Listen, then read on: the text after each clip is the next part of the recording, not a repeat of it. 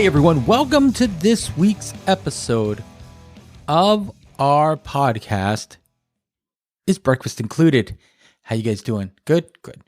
As you may know, for the past 2 months, I've been over in the UK and Europe on this tour. Now we're on the downside of it, making our way to the end.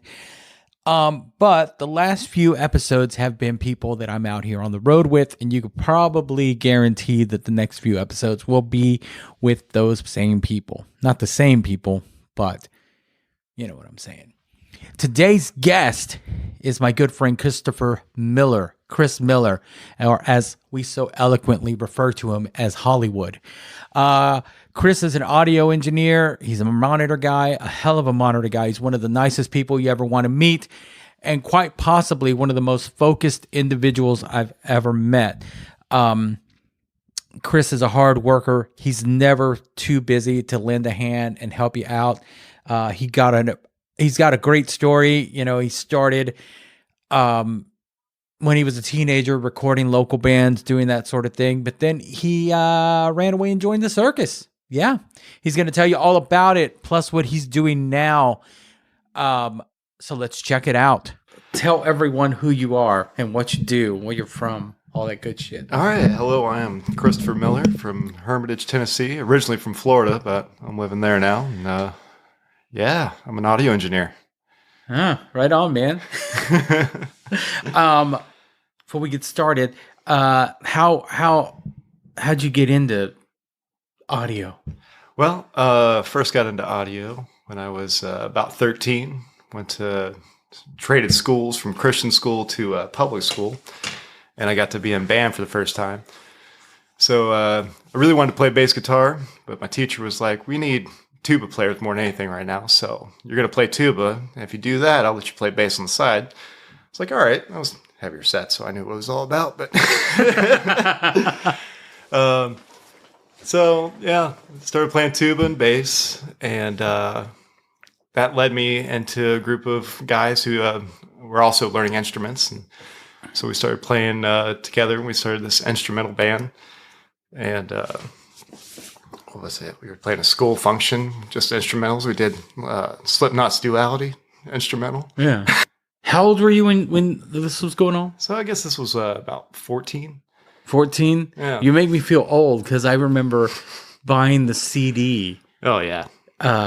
of that album with Duality on it and driving home from Austin listening to it, thinking, and I had to be in my late 20s, maybe probably early 30s. Okay. So yeah, it was pretty heavy on the radio. Man, I feel old now. Oh, no, I'm not trying to do that. Did anyone else in your family play or anything? Any musical people in your family? Oh, my aunt. Yeah. She played piano and sang and such. But mostly got into music, I guess, from that and church. Okay. So, yeah, we were at that recording studio bit by bit, which was a barn. So there was cows right outside where we were loading in and everything. And I remember just putting on the headphones and we started to play, and it was just like magic, you know, hearing us like that for the first time after, you know, we were just playing in sheds and stuff before. Yeah. So to finally hear us and it all be cohesive and stuff, you know, coherent, it was awe-inspiring. I was just like, yeah, I want to do this. Is that where you got the bug to record or dabble? Absolutely. Yeah. Seeing that in the gear, and there was a guy behind the gear getting paid to do that. Like, yeah. Did you ask a lot of questions while you were there, or did you just kind of... I did, yeah. And then shortly after, I egged my mom and dad to buy me a piece of gear that would, you know, propel me into recording my own bands and stuff, so... Right on, man. Yeah. And how long did you do that? How long did you record bands? So you were 14, 15 when you started recording bands. Mm-hmm. Were they great recorders? I mean, did you have a knack for it right off the bat, or did you... Dude, they were awful. Yeah. Okay. There was times we were recording right out the head, which, you know, you really shouldn't do without the right equipment. Mm-hmm. And, just such trash guitar sounds and drum sounds, but we just had a ball doing it. So kept doing it and just kept at it. And eventually I was getting people to pay for it, and they were happier with the product. So. Yeah. And bless my mom for putting up with all that. But that's something, man, when you're that young So I was in bands. I never got into the recording part of it. Like even doing this, if you listen to the early ones, I'm way back here because I didn't know I had to do this. Yeah, sure. I didn't know that I could. I still don't know.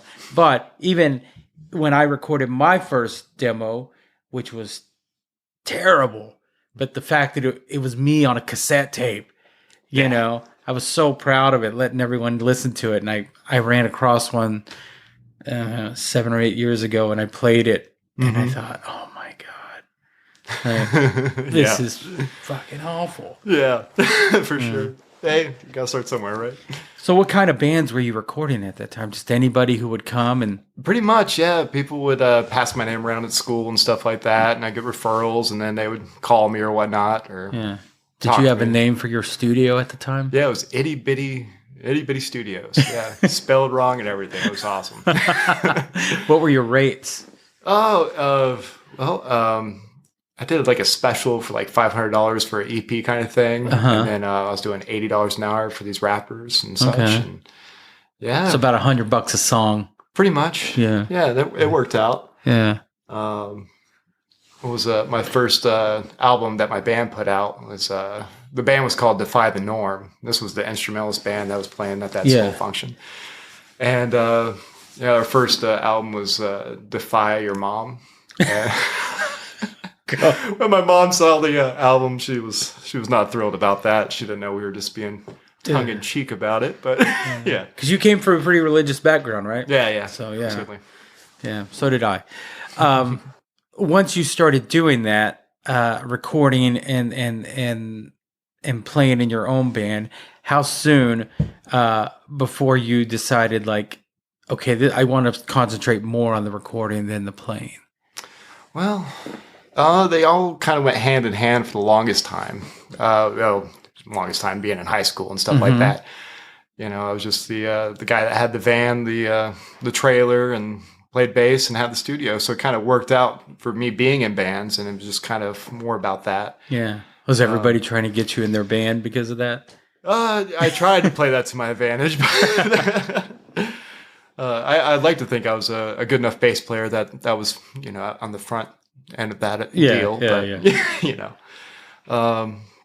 it wasn't until I graduated high school, and immediately my girlfriend at the time, her mom worked at this place called the Lakeland Center. It was a theater, arena, exhibit hall, and all that stuff. And she was able to help me get my foot in the door for an interview, which I did pretty bad at because I was pretty green and live sound and all that. But the guy gave me a chance.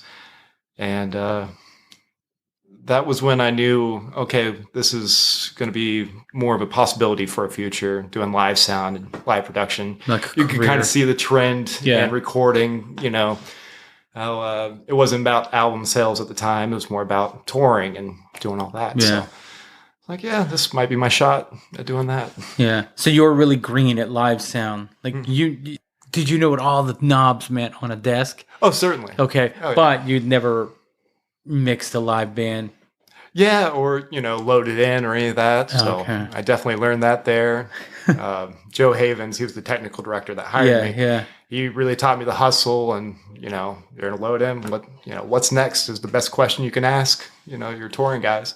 Yeah. So you asked a lot of questions. Absolutely. Yeah. What else did you learn, man, from there?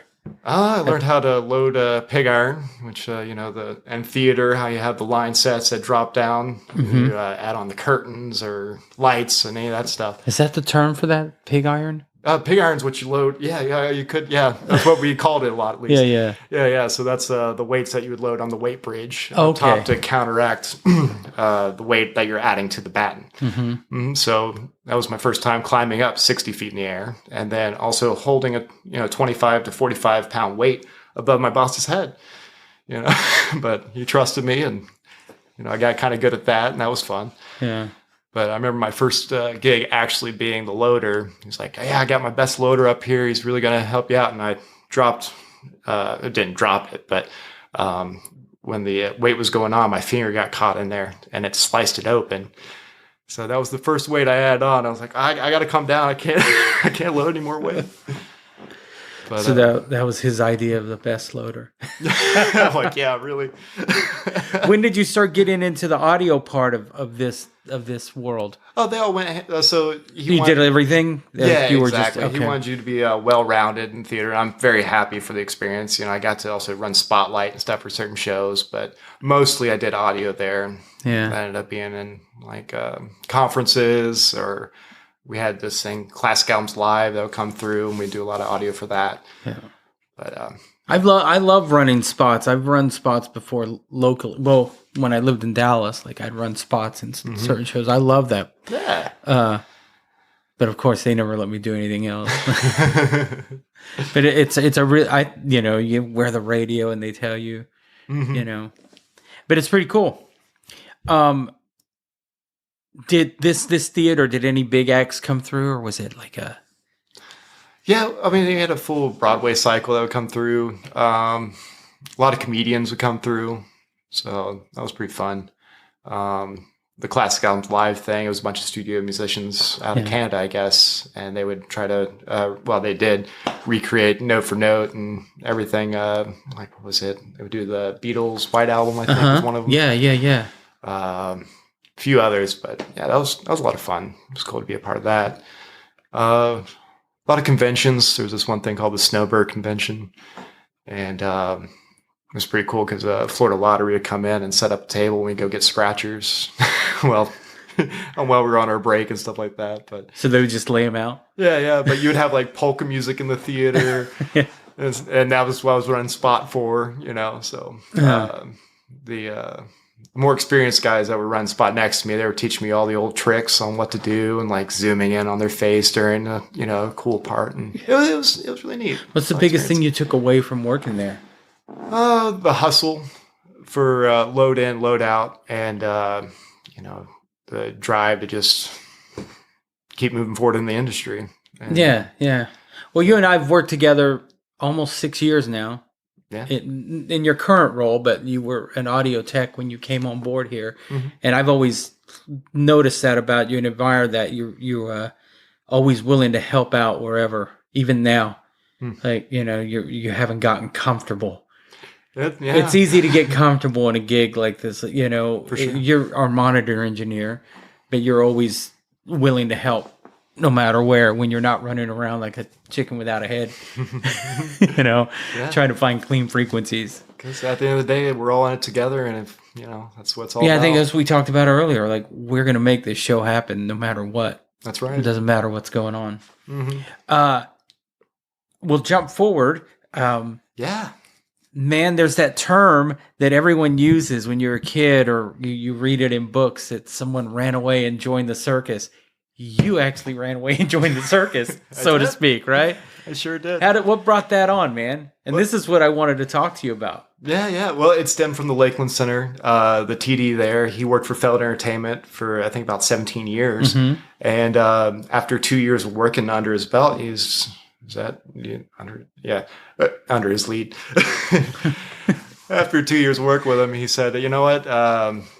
Really can't teach you anymore. I'd really like to get you on the road if you want to do that. And I said, that's kind of what I want more than anything right now.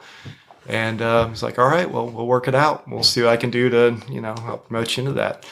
So originally I handed in my resume and was hoping to get into an ice show and with Disney on Ice, and then get to tour internationally and all that good stuff. But they called me and they said, well, we got an opening on the circus. We can have you out immediately, or you can, wait 3 months and there might be an opening on an ice show. And I was like, well, get to live on a train, get to mix a band because it's a live band throughout the entirety of the show.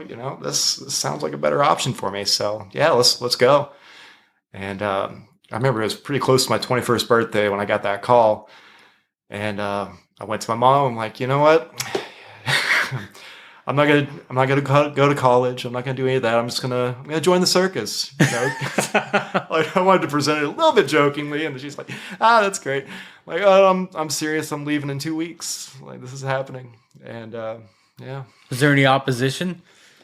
No, I think they were ready for me to, to fly, and I was certainly ready to fly. But yeah. Did they want you to go to college? They just wanted me to succeed and My mom definitely knew that music was a big part of my life, and that Yeah. doing live sound or recording was what she was really batting for.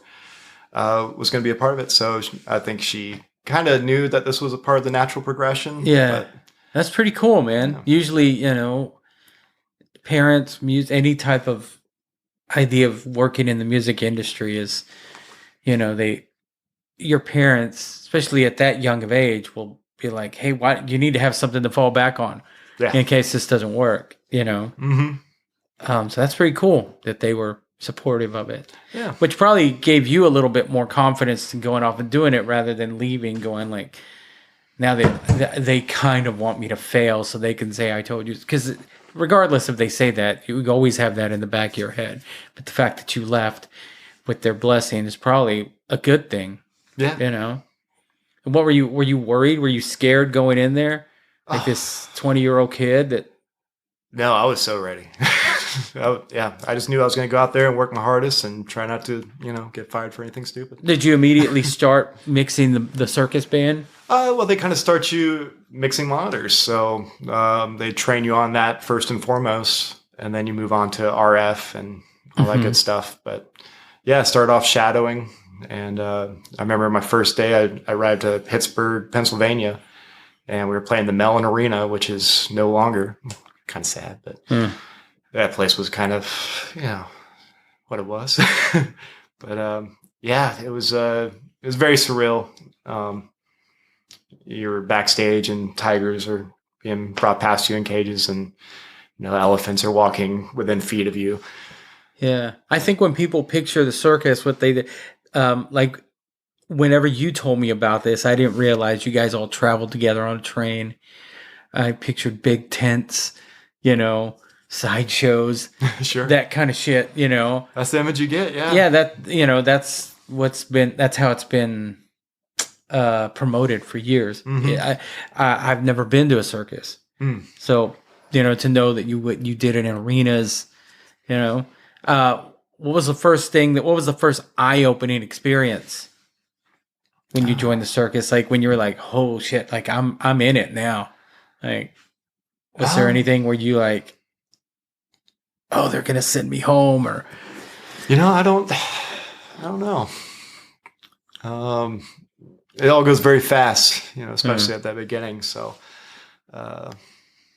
you always carry yourself with a certain amount of confidence, but without being cocky. Like I've always noticed that about you. There's not a like, I don't know what to do. It's almost like you can see it in your eyes when somebody asks you something and you don't know, but you're like, I'll get on it. I'll figure it out. Is that how you've always been? Did you walk into the circus, into your first gigs, and with I'm gonna do this? Because I'm not like that. Like I walk in terrified, even to this gig. Well, I'm sure we all have a bit of terror that we hide, but Yeah. no, I knew I was planning on going in it to nail it, but always had a little doubt, but no, I had hope that everything was going to go well. Yeah. Any story that sticks out while you were there in the circus? Anything? I mean, people always want to know, like, did somebody fall? Or you don't have to say, but I mean, an elephant come by or a little too close, or I mean, an elephant is once before, he decided or she decided that, she didn't want to do the trick, and things kind of went to a standstill, and started, doing his stomping or her stomping fit and everything like that. Yeah. And luckily they were able to calm her down and exit the floor and everything like that. Yeah. But yeah, that was pretty scary there, because it's a big animal. yeah. And I always say that you treat musicians like animals, like wild animals. I mean, it's true. Like, Hey, you never know when they're gonna strike. yeah, fair. They could go into one day when they don't want to perform the trick. Yeah. What was it like mixing a band in that environment? Is it easy because you're there for several days and you dial it in the same day, or do you run into the same issues as any live? One day something's there that you can't figure out, and the next day it's gone, and Sure. was it like that, or was it easy, like being in the same spot for several days? It was definitely nice to be in the same spot for several days, especially since our loadout took about 12 hours, but we we encounter all the same issues you would typically have with a live performance, something go bad, wireless going bad during the show or whatnot, but always had backup plans in line and persevered through. But yeah. And how long were you part of the circus? Oh, just under 6 years. Did you enjoy every day? There was days that I was definitely ready to go home. Really? Yeah. But what kept you from going home? Was it the fact that, we have those days out here. Oh yeah. Where you want to go home and then you think about fuck that. I'm in Spain. Yeah. Just having a bad day. Was it like that, or did you just, what got you through those days? Well, just the thought of why I'm out there in the first place, and it was all a stepping stone to get to where I am today. Just I got to stay out here. I got to keep doing this. Yeah.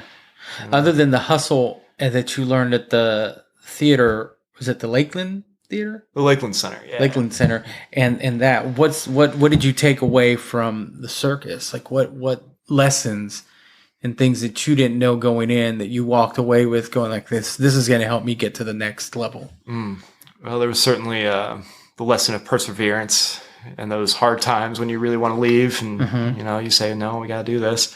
So some perseverance, dealing with a lot of different personalities and with people that, you definitely don't get at working at your hometown. There was people from all over the world. So, just learning to deal with different people, and not everyone's the same, for sure. When you decided to leave, how did you do it? Did you have a plan, or did you just walk away and go, okay, on to the next thing? Actually, my buddy, who was the head of sound on the other show, he was on the blue unit at the time. I was on the red unit.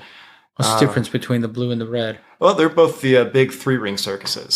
So they both operated by train, and pretty much they would just swap schedules every year. So you would rebuild the show, and then the same tour map you did that first year of that build is what the red show or the blue show would do the next year. Yeah. And then vice versa. So the one tour would go for 2 years, and then you would build a new show. Okay. So it was always alternating like that. Before you go any further, you said, what is 3-ring? A 3-ring circus. Explain that real quick. So, 3-ring circus. I'm telling you, I'm completely ignorant. I'm just fascinated by the circus. Back in the day, it was all split up into rings, and you'd have 3 separate acts happening at the same time. Typically an animal menagerie or something like that, or even different acrobatic things happening in all 3 rings at once. So they would still implement that, and it would take up the entirety of the arena floor, and it would split up into 3 rings. And so they're all going? It depends on the act and how the producers put it together. Yeah, okay. And all this time, your parents are cool with, are they still stoked for you that you're doing what you want to do and making a living? I don't know if you're making a living. I don't know what the circus pays, but you living on a train, that's kind of cool to me. Yeah, we always kind of joke this, the McDonald's of the industry. But once you get out of get into McDonald's, maybe you'll get out to Ruby Tuesdays or something one day. So your friend who was on the blue team, red team, or the red? Yeah. So he was on the red show. Red show. He gave me a call. He had left.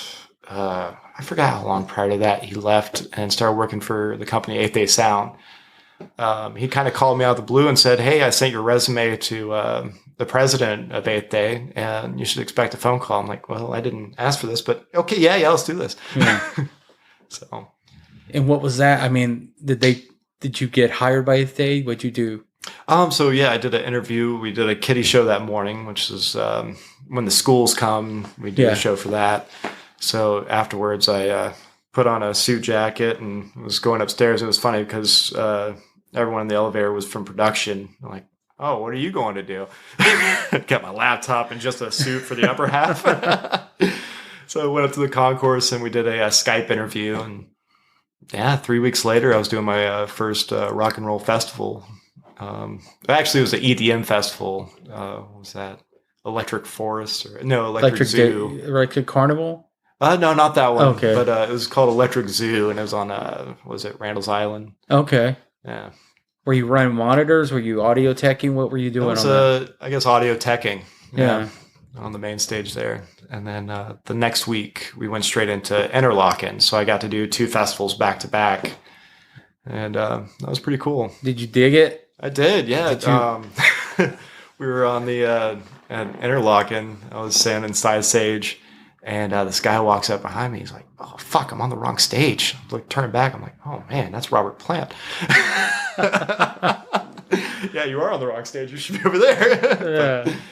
So it was, it's like, all right, yeah, I'm making the right decisions here.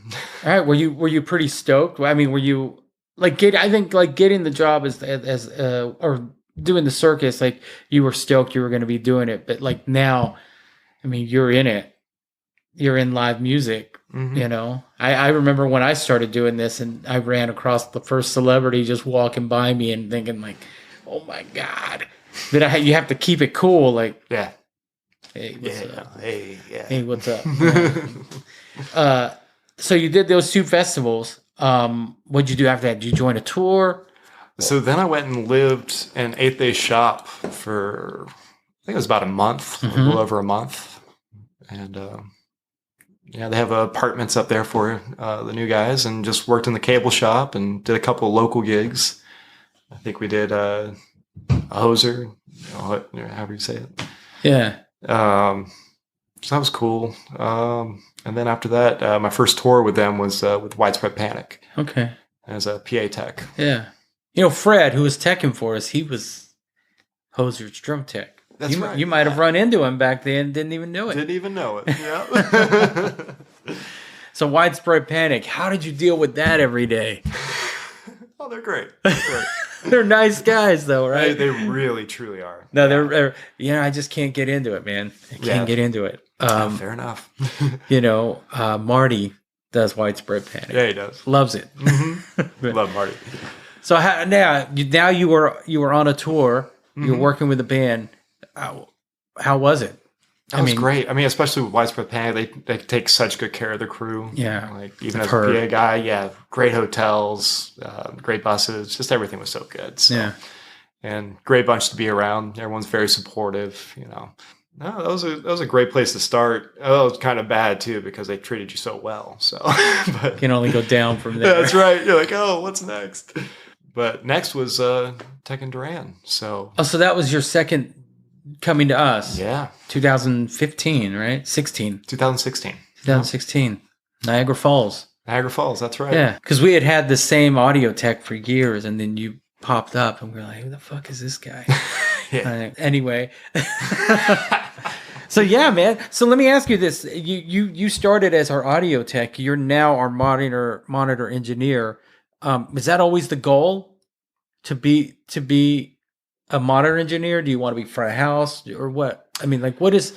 I know I've talked to several audio guys, and some prefer the studio work, some prefer the live work, some are strictly monitor engineers, some are monitor engineers that are waiting for that front of house guy to break his leg so they can go, hey, I can do it. Yeah. What was your goal? What is your goal ultimately? Well, honestly, I love doing monitors because I'm able to turn down my pack and save my hearing. And then my ultimate goal now is to transition into studio work, hopefully one day. Yeah. But at the moment, I really love doing monitors. Yeah. Do you still record bands at home? Well, do you have a studio? I got a studio, but I haven't really had the chance. Yeah. Got a lot of time on the road, and for the longest time, especially pre-pandemic, I was never home for more than 3 days. So yeah. What were the differences between Widespread Panic and this gig coming on? So you came on not knowing anyone. Shorter sets. Shorter sets. Less notes. Yeah, less notes. Structure. Structure in the music. Less lightning bolts on the set list. Yeah.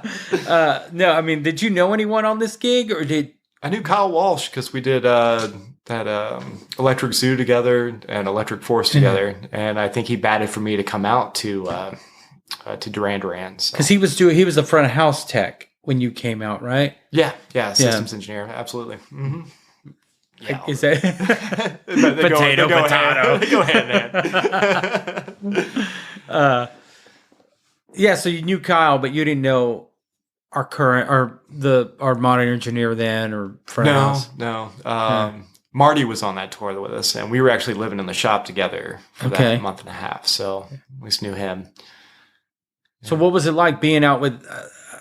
I mean, people can say what they want. Duran's an icon. Absolutely. Well, I knew what I felt like coming into this, and I wasn't a fan of the band. Mm-hmm. I knew what it meant to be on this gig, that you attach your name to someone like that, and doors open. Yeah. For sure. What did you have that in mind, or did you think, oh, this is just going to be another gig and I'm going to do it and leave? Did you think you had this future that you're doing right now with them? No, and like when I was working at the Lakeland Center, when I was driving to work, I had a 30-minute commute every day, and I would always listen to 80s, 90s, and more. So, and Duran Duran would come on and be like, oh, this is awesome. So when I actually heard I was going to be working for Duran Duran, I'm like, oh, this is amazing. This is so cool. Yeah. Yeah, man. I like I said, I wasn't a fan. I am now a fan, but I wasn't a fan. And coming into this, like I said, it wasn't something that I thought was going to last this long. But there were moments over the last 11 years. There are moments when you're doing your gig, and it's your job, but you have to pause and go like, God damn, that's Duran Duran right there. Yeah. I remember hearing that song when I was a kid. Mm-hmm. Not but like they hits that are going to be around forever. Absolutely. Yeah. So did you, or you were excited, so to speak? I was absolutely. Yeah. Did you think you'd be here this long? I know you've done other things. But did you think that relationship was going to last this long? I didn't really think about that, and I'm happy it has. Yeah. Yeah. Because I don't know if audio guys think about it like backline guys. Like I don't. I started in country music, and then I went and worked for, I guess, a hip hop artist, and then an Americana artist. But then I kind of made up my mind, like, I don't want to be that guy that jumps around from gig to gig. So I made this work to where I'm still here, and I don't like leaving. Mm-hmm. I'll go do another gig if I have to, but this is like, that's how backline guys, or this backline guy thinks. Like, I want longevity. I want tenure with someone. I like, certainly. If they decided to end their career next year, then I end my career next year. Yeah.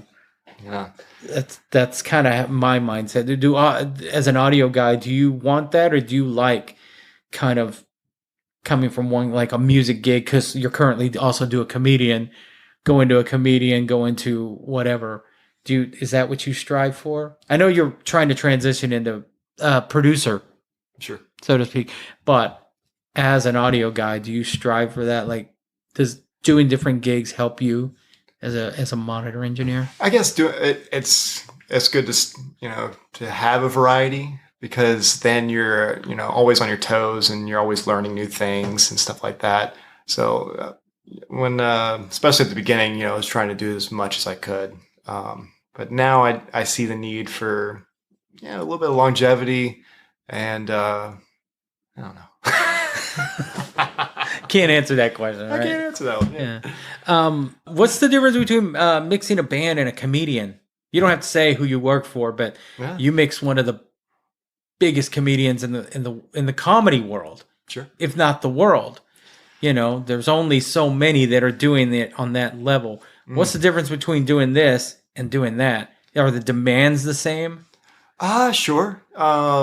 It's all about making it the best possible for the gig, but it's when a band starts, you're just in it. Here you go.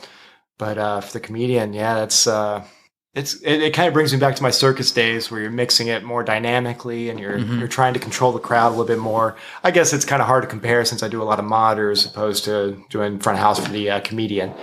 But they're similar, but quite different. Right on.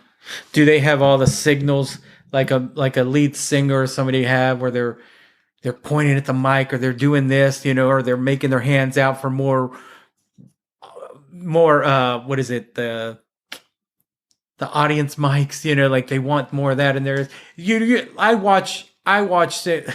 I watch our guy telling you what to do, and I don't know if he's telling you to turn up the mic or steal third, because all the fucking signals he's doing. Yeah. Like, do comedians do that too, or do they just kind of like?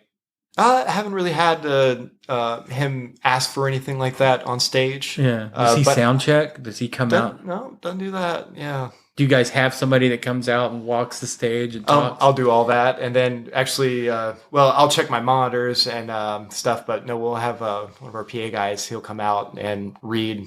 What was it from Moby Dick? The last one. Really? It's pretty great. Yeah, he nailed it. Oh, Tony, awesome dude. Yeah. But like doing monitors, I try to put myself in the mindset of the performer and what, being a bass player and stuff like that, that kind of helps out. What do I need to perform? What do they need to perform? And same with the comedian, what does he need? I'm not really a comedian or anything like that, but I can kind of understand what being on stage in an arena is like. Yeah. And just try to make a stadium. Or stadium. And just try to make it an easy process for them. Yeah. How did you fall into that gig? When I say fall in, like, how did you get the gig? Was it an 8th Day thing? Was it a freelance? My production manager from Walk the Moon, Sai, he got me into it. So, yeah. And he's your production manager on that? Yeah. So that's cool. He's brought me around on a lot of those gigs, and we did that and X Ambassadors together. And oh, that's cool. It's cool to have guys like that take their crew everywhere. Like, oh yeah, it's like bringing your friends. Like, it is exactly. If I'm gonna win, we're all winning. Mm-hmm. That's right. Yeah. So that's what and it's kind of cool because we're just out there with our bros, And it's really cool because they trust you. Yeah. You feel like they trust you for sure. Mm-hmm. And vice versa. Absolutely. So you don't want to fail. No, never want to fail. Yeah. Is that guy, do you meet him? Did you meet him or do you know him? Is it one of those things or do you just see him on stage? Or does he kind of come out? Is he very approachable? He is. Yeah. I think the least amount of interaction's best, kind of in certain aspects. Me being a sound guy, if we're having to talk every night, that probably means I'm not doing too well of a job. So it's I think does he know your name? He does know my name. Yeah. So that's a good thing. Yeah. But doesn't call it that often, so that's pretty great as well. What's the coolest thing you've done with that? Like, as far as what's the coolest gig that you kind of look around like, holy shit? My first gig with him, we did a sold-out performance at the Staples Center. Yeah. Well, now the cryptocurrency arena or whatnot, but I was like, wow, this is pretty cool. And wow, what a gig to start. Yeah. Yeah.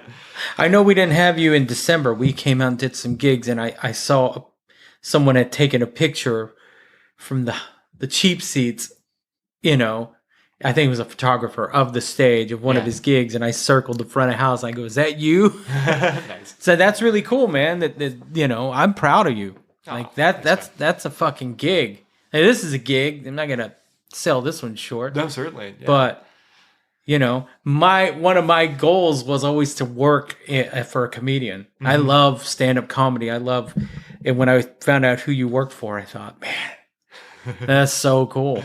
Yeah. So, do you dig it? Do you dig the vibe of a comedy tour? Is it laid back or is it? It is. Yeah. Drama. Is there any drama on it? Just from having too much time off, but no, there's not really any drama. Yeah, we're taken really good care of out there, and it's a really good situation. I like it. There is the want for music and that need for the energy of a performance, but comedy's great. Yeah, I can see myself doing it into the future here. Yeah, I was gonna say like you're doing that, but do you, like you just said, you miss mixing bands? Yeah, there's a certain energy about it, and being a musician and stuff like that, you like to be around that environment, I get it. I feel the same way, Is it that same kind of thing? Do you guys have a set? Oh, yeah. Yeah, he brings me on a full production with him. I think it was about 4 trucks. 4 trucks. Yeah. Big old set, screens, big old PA. Oh, yeah. Man, it's come a long way. Yeah. At what point do you think you're going to incorporate your tuba? Oh, man. In your career? I think that is long gone. Can you still play it? Do you still remember how to play? I might be able to play a B flat, because I think that's kind of just nothing and just blowing essentially. But man, you're a really good bass player too. Are there any plans to record with a band or anything? Do you still jam with people, or? I built my studio with the vision of just jamming with people, so I'm hoping that kicks off one day. Yeah, I saw you playing when you first joined this crew. You started playing one of our basses, and you started playing a piece by Jaco Pastorius, and I thought, dude, what the fuck are you doing out here? You know, because you were playing it pretty good too. It's thanks. like you weren't like half-assing it, or like when I try and play Stairway, like you hear all the fucking muted notes with my fingers. The forbidden song. Yeah, the forbidden song. What's your studio called? No name yet. No name. I might. What was it? I started a company just before the pandemic, and I was just naming it that. It was a CRM audio service, but yeah, no name at the. What does CRM do other than? It was going to be my. What was it? Just my company for being a sound engineer. Just okay, man. Do you have any social media that you'd like anybody to check out? I guess there's my regular old Instagram, which is just what was it? Christopher_Milla, Milla, and no, it's just my regular old Instagram, and that's all I got. That's cool, man. Thank you so much. I know I've been trying to get you in here to talk to you about, because you and I spent a lot of time in this hotel together. And I picked your brain. It's almost like every day I was asking you something else about your life, you know, and there's things that, you know, you want to talk about, things that you told me that I won't talk about, but thank you for doing this. The podcast is called Is Breakfast Included, Chris? And if it was, what would you have for breakfast? Well, let's do eggs Benedict, ham, you know, simple. A cold brew, which is impossible to find. Impossible to find over here. Oh my gosh. Well, man, I love having you out here. You're one of my favorite people. I gave you the nickname Hollywood. You even gave me the title Junior Bass Tech. Junior Bass Tech, which you've graduated from. I need to find another Junior Bass Tech. One of these days. One of these days. Big shoes to fill, man. Yeah, they're definitely big shoes to fill. But no, dude, I love having you out here. You're one of my favorite people on the road, and we've gotten to be closer on this run. I think so, yeah, but for sure. Was it 14 days at the K West now? 14 days at the Kmart. At the Kmart, as someone so eloquently referred to it. Love that. Well, man, yeah, that's it. I think we got through it. We did it. Yeah, good. Let's go fuck up some Five Guys now. Oh, we're totally doing that. All right, brother. God. Thanks you. Yeah. Right on. Chris Miller, a.k.a. Hollywood. He gave his social media in the interview. I don't like to give out personal social media. So if you want to know how to follow him, just rewind and he'll tell you all about it. For the next few weeks, I'll be interviewing folks out here that I'm on the road with. They're all great people, and you'll get a kind of an insight of what we do out here, what everyone's role in the tour is, that I really hope you enjoy it. All right, guys, I'm done. Have a great day, and I will talk to you next week.